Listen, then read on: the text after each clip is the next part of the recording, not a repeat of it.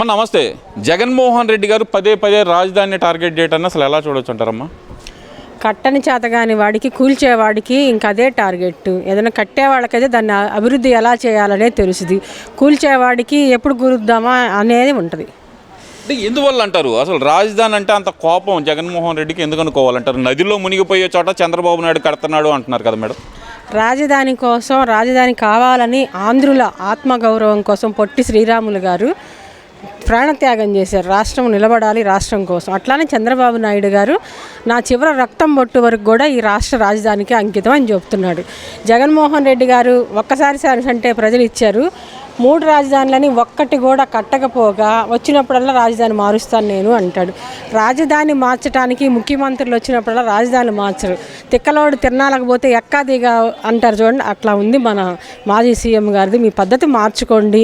మీ వల్ల ఇట్లా మాట్లాడబట్టే రాజధాని రైతులు చనిపోతున్నారు, గుండె ఆగిపోవటం. అట్లా మీరు రైతులను ఇబ్బంది పెట్టమాకండి. వాళ్ళు వేల ఎకరాలు రాష్ట్రం బాగుండాలని ఇచ్చారు. ఆ రైతుల మనోభావాల్ని గౌరవించాల్సిన బాధ్యత ప్రతి ఒక్క పౌరుడి పైన ఉంటుంది.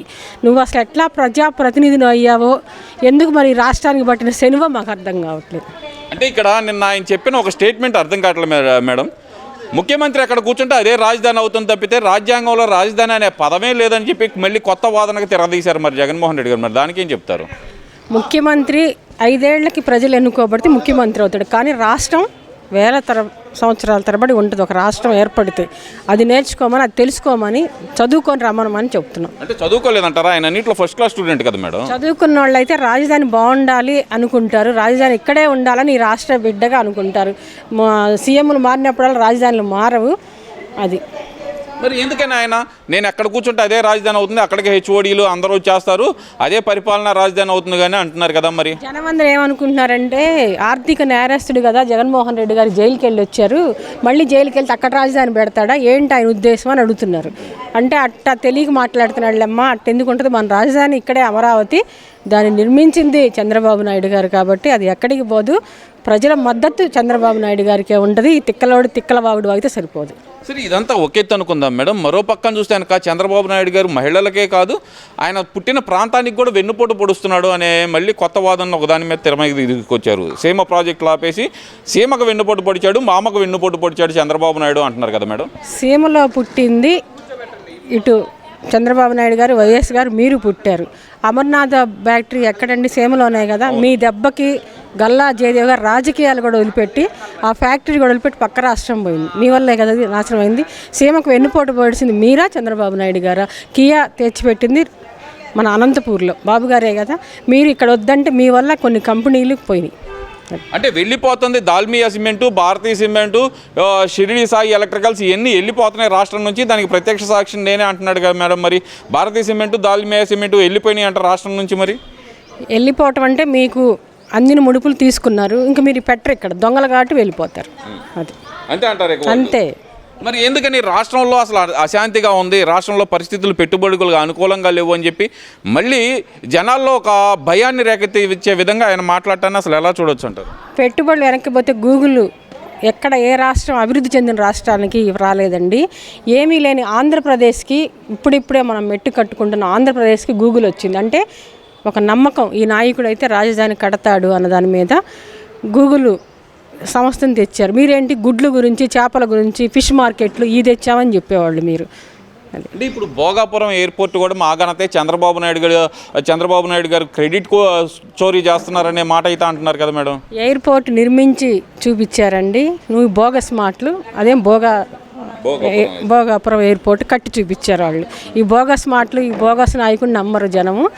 వీళ్ళు మాటలు నోరు తగ్గించుకుంటే రాజధాని బాగుపడుద్ది. మీరు అంత బయటకు వచ్చి వాగారనుకో అది మీకే నష్టం. ఇప్పుడు 11 చేశారు, ఈసారి 0 చేస్తారు ప్రజలు. అంటే ఇంత తెలిసినా సరే ఇప్పుడు 151 నుంచి 11కి దిగిపోయినా సరే ఈ వైఎస్ఆర్సీపీ నాయకులు ఎవరు నోరు తగ్గించుకునే పరిస్థితి ఎందుకు లేదంటారు? అసలు మొదటి నుంచి చూస్తున్నాం 6 నెలలు కామ్గా ఉన్నారు, మళ్ళీ మొదటికే వచ్చింది అని చెప్పి అలాగే తయారవుతున్నారు. ఎందుకు అనుకోవచ్చు అంటారు? ఆ పార్టీ చనిపోయిన పార్టీ అండి, వెంటిలేషన్ మీద ఉన్న పార్టీ. అప్పుడప్పుడు కొన ఊపిరితోటి ఉన్నా అన్నట్టు బయటకు వస్తారు. అది ఎప్పుడైనా లేని పార్టీ కాబట్టి దాని గురించి మాట్లాడటం కూడా వేస్ట్. ఇక ఆ నాయకులు అంటే అది బూతుల పార్టీ, బూతుల నాయకులు అని ప్రజలందరికీ తెలుసు.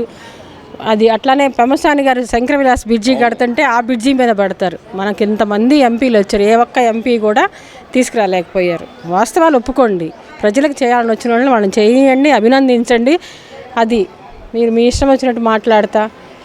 అంటే ఇక్కడ ప్రధానంగా చూస్తే కనుక అభివృద్ధి జరగట్లేదు, రాష్ట్రంలో సంక్షేమం జరగట్లేదు, మొత్తం సంక్షోభం మాత్రమే నడుస్తుంది, రెడ్ బుక్ రాజ్యాంగం నడుస్తుంది, రాష్ట్రం మొత్తం రావణ కాష్టంలాగా ఉంది అని చెప్పి వైసీపీ నాయకులు ఎందుకు పోర్ట్రేట్ చేయాలని చూస్తున్నారు అనుకోవచ్చు అంటారు. మీ హయాంలో ఒక్క గుంత కానీ ఒక్క రోడ్డు కానీ పూడ్చలేదు. మీ లేడీస్ని, మీ వాళ్ళని ఎవరన్నా మీ నాయకుల్ని మాతో పాటు రమ్మనండి, రోడ్లు ఎట్లా డెవలప్ అవుతున్నాయో రాజధానికి కూడా వెళ్దాం, పర్యటిద్దాం, ఏం కట్టారో ఏమి కట్టలేదో చూపిద్దాం. మీరు మాట్లాడితే సరిపోదు. ఈ వైఎస్ఆర్ పార్టీ వాళ్ళకి మాట్లాడే అర్హత కూడా లేదు. రాజారెడ్డి రాజ్యాంగం చేసి సొంత బాబాయిని లేపేసిందే మీరు. అమ్మని ఇంట్లో నుంచి గంటేశారు, చెల్లి ఇంట్లో నుంచి బయటికి పంపించారు. మీకు మాట్లాడే అర్హత లేదు. అది రెడ్ బుక్ రాస్తే మీరు ఎక్కడో ఉండేవాళ్ళు జైల్లో, మీరు బయటే ఉన్నారు. అది మా సంస్కృతి కాదు, అట్లాంటివి ఎప్పుడు చేయరు కూడా. అంటే ఇప్పుడు ఏదైతే కనుక కంపెనీలకి ల్యాండ్స్ ఇస్తున్నారో, లేదంటే కనుక పీపీపీ మోడల్లో మెడికల్ కాలేజీలు ఏవైతే కడుతున్నారో, అవన్నీ ఎవరైతే ల్యాండ్స్ తీసుకుంటారో లేదంటే మెడికల్ కాలేజీకి ఎవరైతే టెండర్ వేస్తారో మేము రాగానే వాళ్ళని అరెస్ట్ చేస్తాం, జైల్లో వేస్తాం అని బెదిరింపులు అయితే కనుక జగన్మోహన్ రెడ్డి గారు చేస్తున్నారు. ఎలా చూడొచ్చు అనుకోవచ్చు అంటారు దీన్ని? మీ ఉడతాకు చప్పళ్ళకి ఎవ్వరూ భయపడరు, మీ బెదిరింపులకి అసలే భయపడరు. ఎందుకంటే వాళ్ళు ప్రజలకి ఆరోగ్యంగా ఉండాలని ముందుకు వస్తున్నారు. కాంట్రాక్టర్లు మీరు బెదిరించేది ఏంది? మీరు ఇంతకుముందు లేడీస్ని కూడా బెదిరించారు, వీడియో కాల్స్ చంపుతామని కూడా బెదిరించారు. మీ చంపుళ్ళకి మీకు కూడా భయపడతారు ఆ ప్రజలు? ఎవ్వరు భయపడరు, కాంట్రాక్టర్లు కూడా ముందుకే వస్తారు. ఇప్పుడు మరి ప్రధానంగా చూస్తే కనుక ఈ మధ్యకాలంలో ఆర్కే రోజా గారు మళ్ళీ మొదలుపెట్టారు. చంద్రబాబు నాయుడు గారిని ఉద్దేశించి పురుష పదజాలం వాడటం, ఏకవచనం వాడటం ఎలా చూడాలంటారు అసలు ప్రధానంగా ఏమన్నా అసలు? మళ్ళీ అందుకే పంపించారు కదా, ఇంక పాలన చేత కాదని నగరిలో పంపించారు. ఇంక పోయి జబర్దస్తి చేసుకోమ్మా, నువ్వు అక్కడైతే కరెక్టు, సినిమాలో కళాకారునిగా అక్కడుండు, బయట నువ్వు పనికిరావమ్మా పాలకురాలిగా అని చెప్పి పంపించారు ఇంటికి. ఇంక అంతకంటే ఏం కావాలి అవమానం? మరి ఎందుకని మేడం మధ్యలో వచ్చి మాట్లాడటం ఇది ఎలా చూడవచ్చు అంటారు? ఇక్కడ డబ్బులు ఇచ్చి మాట్లాడిస్తున్నారండి వాళ్ళకి. మేడం మాజీ ఎమ్మెల్యే మేడం, మాజీ మంత్రి మేడం అయి ఉండొచ్చు. జగన్కి లక్షల కోట్లు ఉన్నాయి కదా, కొంతమంది తిట్టడానికి బ్యాచ్ని పెట్టుకుంటాడంట ఆయన. ఆ బ్యాచ్కి నెల డబ్బులు పంపిస్తూ ఉంటాడు తిట్టమని. అంటే వాళ్ళలో ఒకళ్ళు అంటారు మీరు డైరెక్ట్? అంతే అంతే, మార్పేది. వాళ్ళు స్వచ్ఛంగా వచ్చి ప్రజల కోసం పనిచేసిన వాళ్ళు కాదు. పనిచేసిన వాళ్ళు అయితే ప్రజలే గెలిపించేవాళ్ళు. ప్రజలు తెలుసు, ప్రజలేం అమాయకులు కాదు, ప్రజలేం పిచ్చోళ్ళు కాదు. ఎవరికి ఓటేస్తే ఈ రాష్ట్రానికి అభివృద్ధి చెందుద్దో, ఎవరి పాలనలో ప్రజలు చల్లగా ఉంటారనేది ప్రజలకు తెలుసు. అది 2029 అధికారం మాదే, మేము వస్తే కనుక రప్పానే అని చెప్పి మరి వైసీపీ నాయకులు చెప్తున్నారు కదా మేడం, దానికి ఏం చెప్తారు? ఈ గోండాలు వద్దు, ఈ రౌడీల పార్టీలు వద్దనే వాళ్ళు పంపించారండి ఇంటికి. ఇంకా అసలు రాదు ఆ పార్టీ అనేది, చరిత్రలో లేదు, పోయింది. ఇంకా ఇంటికి వెళ్ళినాడు, ఇంటికి వెళ్తే మంచిది. ఏదైనా వ్యాపారాలు ఉన్నాయిగా చూసుకోండి, అంతేగాని మీరు ఇష్టం వచ్చినట్టు మాట్లాడితే ప్రజలు మిమ్మల్ని హర్షించరు. రాజధాని అమరావతి, ఇది ఆంధ్రుల ఆత్మగౌరవం, ఆంధ్రుల ఆడపడుచుగా చెప్తున్నాను.